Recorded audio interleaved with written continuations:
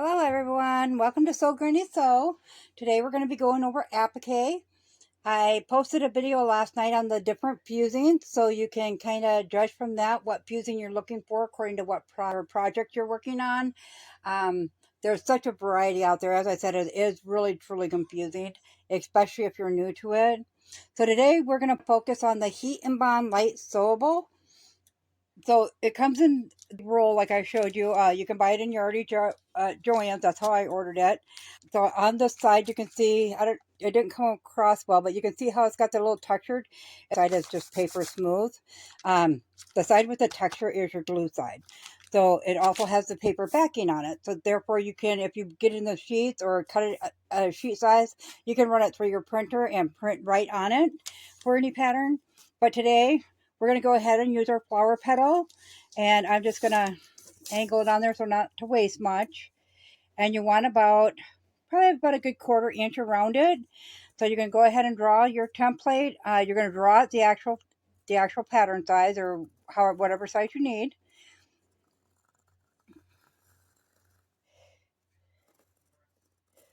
You just kind of get a rough guess there. Part just doesn't need to be precise. Okay, and then once we get that drawn on there, we're going to go ahead and cut around this.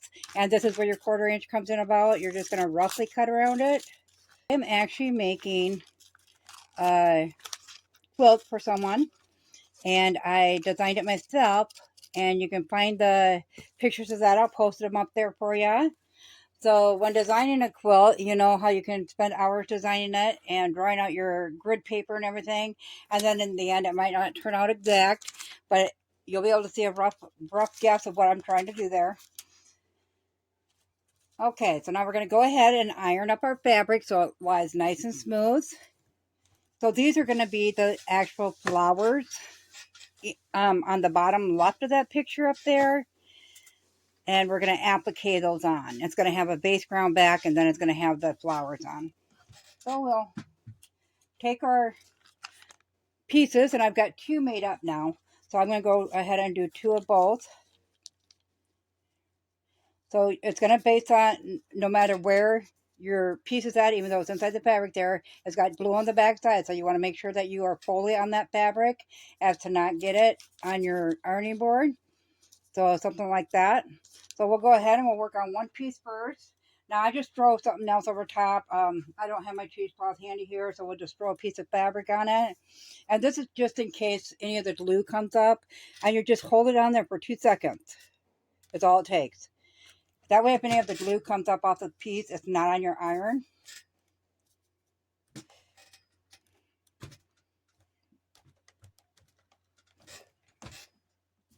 And then we'll throw our other one right there. You know what? I'll save that so we can get a difference of 2.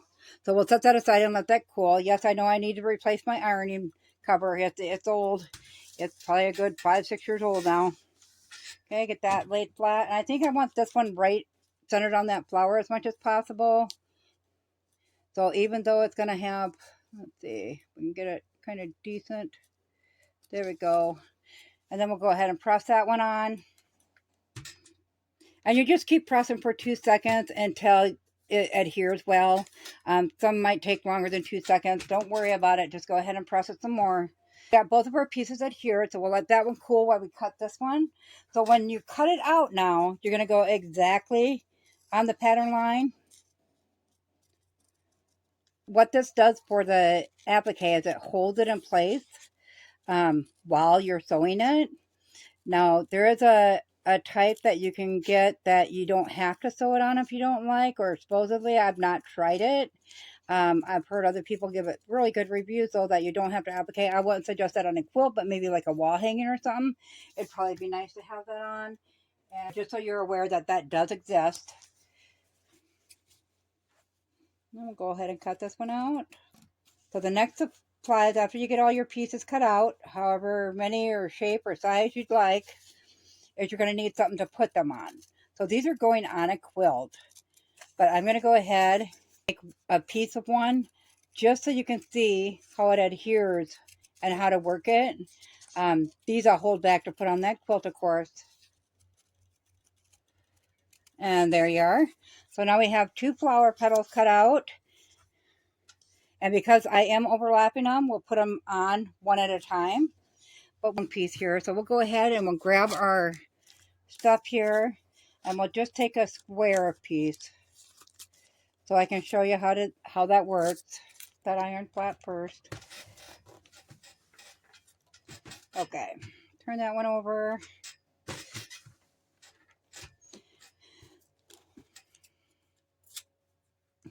Okay, so we're going to lay that on there. And now there is a few different kinds of applique as well.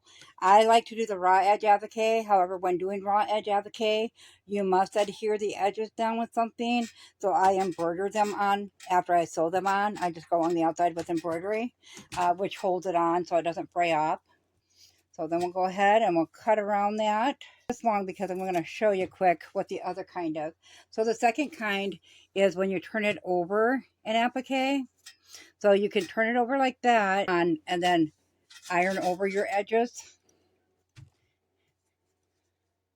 And then once you get them all ironed over, then you can pull it off and adhere it to your fabric.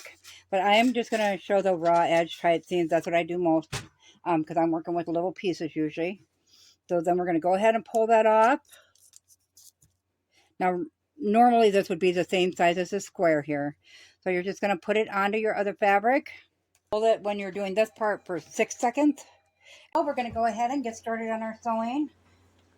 First of all, we're going to pick our stitch. And I have picked stitch number 22. So we're going to go ahead and we're going to enter that into our programmable part. And it automatically sets your needle for you. And it tells you what foot. So we got a J foot on there. I'm going to do some raw edge first, and then I'll do a turned edge. So we're going to go ahead and line that up with where our needle is at. This foot happens to have a little line there, so I can see the material, the fabric underneath of it. So we'll go ahead and drop that down. Then we're sewing.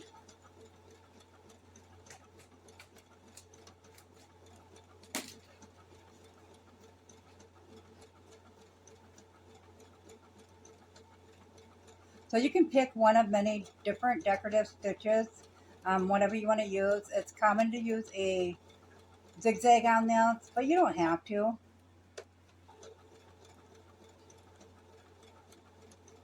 A little bit. We'll go ahead and take that off. So this is what it looks like. It is a really pretty stitch, but when you launder it, these here are going to start fraying. Even if you go along, and I do this often, and do this, you might still have to stitch some more on there. Otherwise, you can do the turned edge. As I said, we didn't do it all the way along. So we just fold that over. So we're just going to go ahead and we're going to straight stitch over that first.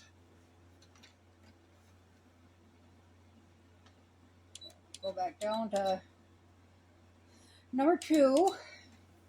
And we'll just line that up with that mark there on that plate, or that presser foot. And we'll just stitch on that. So once you have it stitched along the edge, now you can do whatever you'd like as far as a decorative stitch, because that fabric isn't going to pop up in your way. Right now I'm just lining up my straight stitch right along that marking that I was lining up the fabric with before.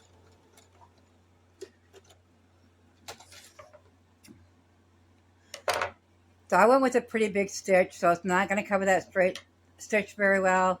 You don't have to use that straight stitch at first. It's all up to you on what you find that you like, but that is how you do applique. But thanks for joining. You guys have a good day.